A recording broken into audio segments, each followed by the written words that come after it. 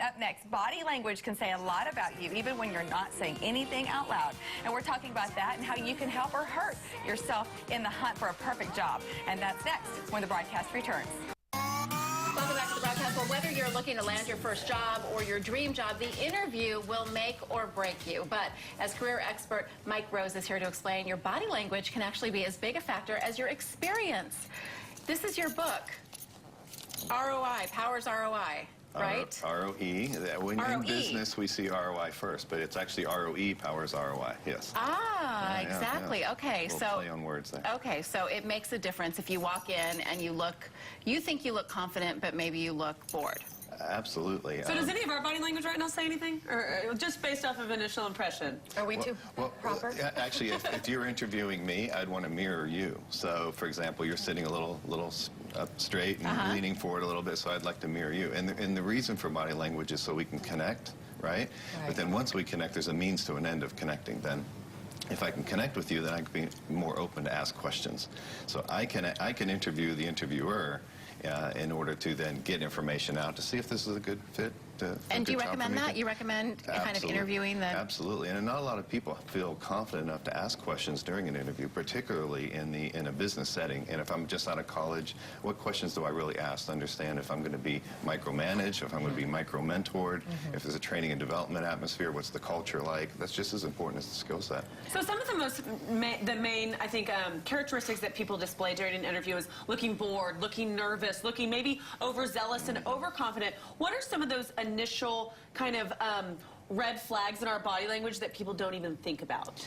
Just that, right? I mean, looking bored, sitting back in your chair, or leaning forward and being too straight and stiff, you know. That's too eager. Can they relax Am I too a little eager bit? right now? Yeah, a little eager. Right? Yes. Eager? I think it means I'm showing you attention. I'm giving you all of me.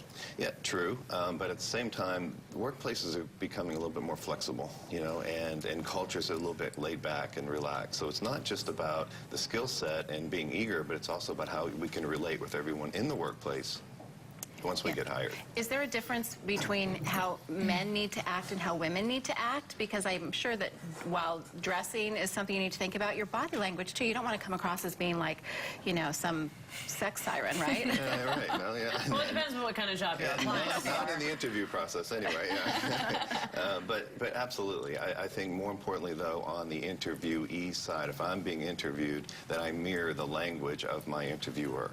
So if my interviewer is a little bit more straight up and a little bit more rigid and you know, astute, then I'm going to probably want to mirror that. Or it's a little bit more laid back.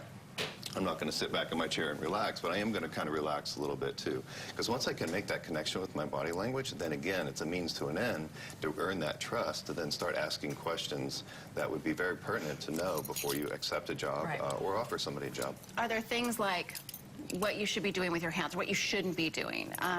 Should you, I'm guessing, not have your arms crossed, you know?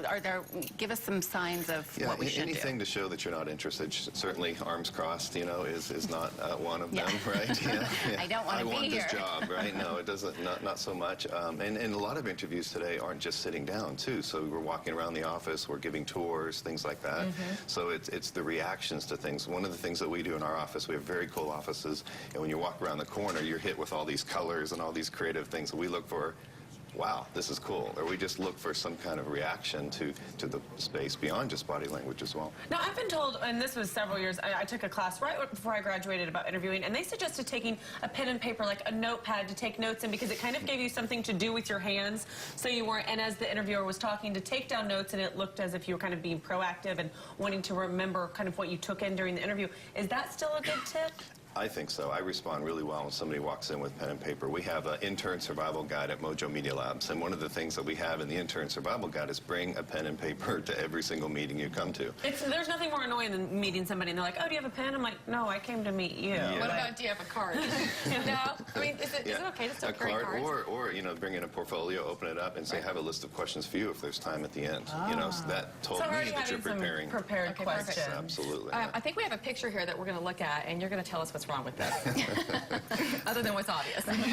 That looks like after they've been hired, and it looks like a case of micromanagement. Looks like a husband and wife. Yeah. She's over budget. Or the office affair. It's the office affair. She's over budget. That's what the problem is. That's a little disturbing, yeah. But definitely, This one here. What's that?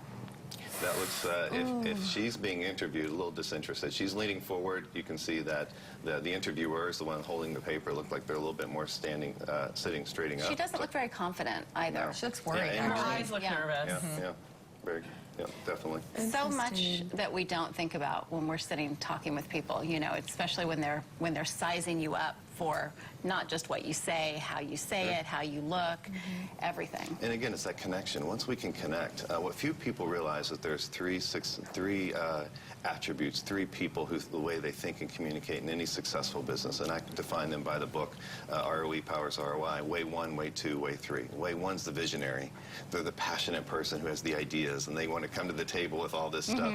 Whereas the way 2's the strategists. They're the planners. They're the ones who are a little bit more methodological in what they do, sorry. And then the way 3 is the tactician. They're the ones in the weeds, they're doing the work, they're on the ground.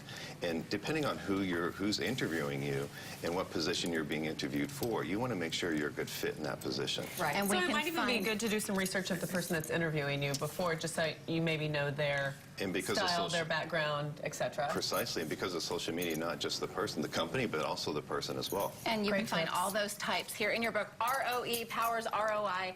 I'm taking this home and reading it to brush up on your interview skills. Watch this segment again at thebroadcasttv.com. Just click on today's links.